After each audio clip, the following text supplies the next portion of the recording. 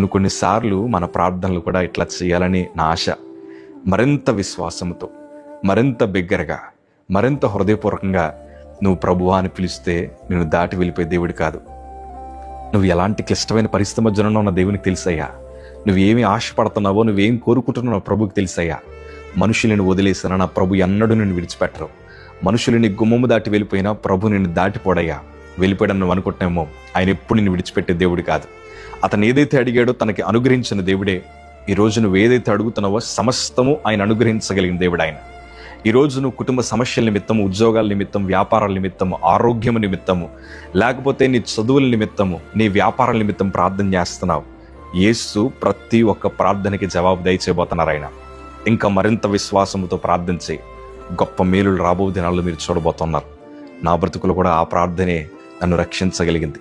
నా ప్రభు నన్ను విడిచిపెట్టి వెళ్ళలేదు, మా కుటుంబాన్ని విడిచిపెట్టి వెళ్ళలేదు. ఈరోజు ప్రభు సేవని చేయడానికి కృప చూపించినట్లే